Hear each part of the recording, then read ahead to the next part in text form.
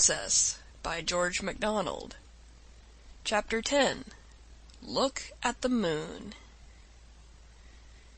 Early the next morning the Prince set out to look for something to eat, which he soon found at a forester's hut, where for many following days he was supplied with all that a brave prince could consider necessary, and, having plenty to keep him alive for the present, he would not think of wants not yet in existence.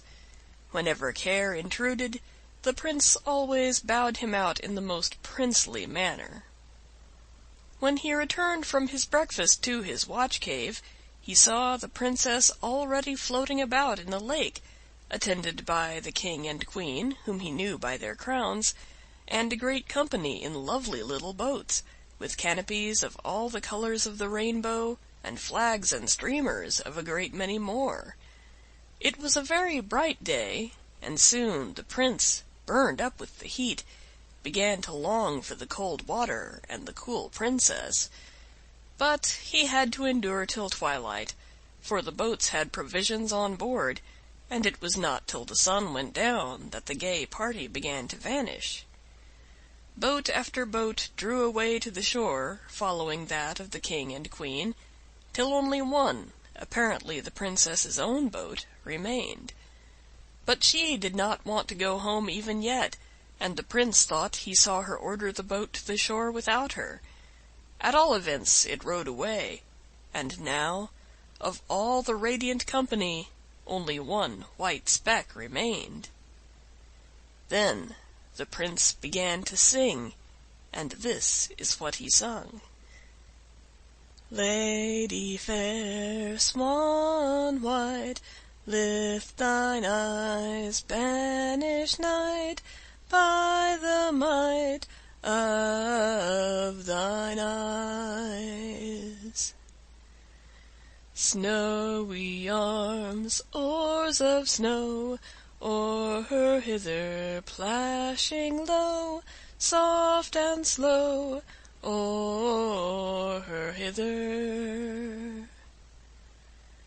Stream behind her o'er the lake, radiant whiteness in her wake, following, following for her sake, radiant whiteness.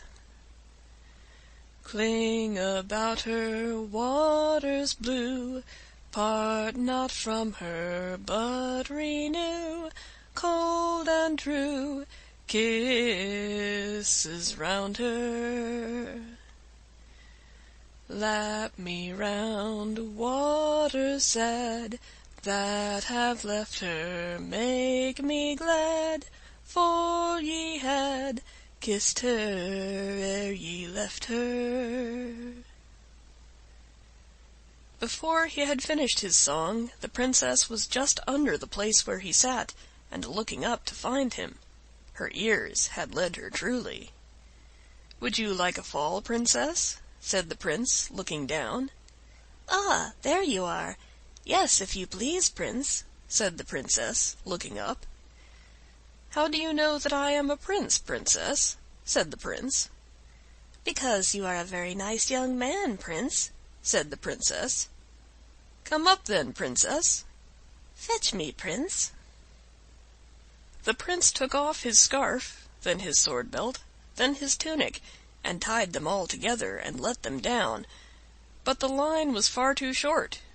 He unwound his turban and added it to the rest, when it was all but long enough, and his purse completed it. The Princess just managed to lay hold of the knot of money, and was beside him in a moment. This rock was much higher than the other, and the splash and the dive were tremendous. The Princess was in ecstasies of delight, and their swim was delicious. Night after night they met, and swam about in the dark clear lake, where such was the Prince's gladness that, whether the Princess's way of looking at things infected him, or he was actually getting light-headed, he often fancied that he was swimming in the sky instead of the lake. But when he talked about being in heaven, the Princess laughed at him dreadfully.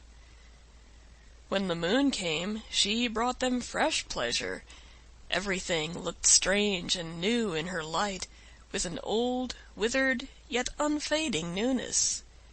When the moon was nearly full, one of their great delights was to dive deep in the water, and then, turning round, look up through it at the great blot of light close above them, shimmering and trembling and wavering, spreading and contracting, seeming to melt away and again grow solid.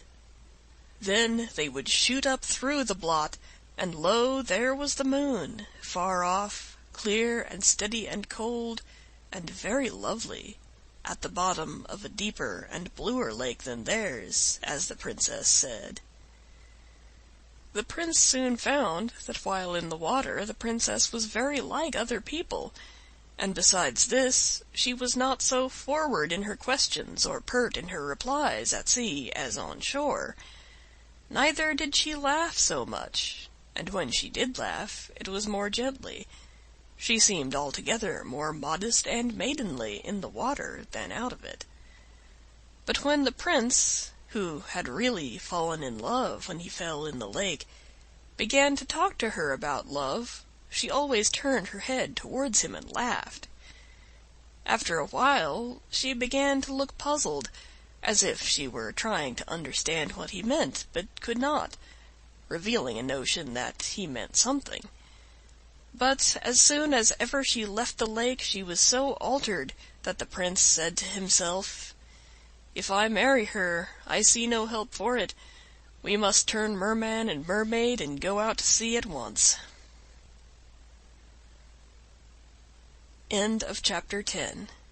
Recorded May 11th, 2006.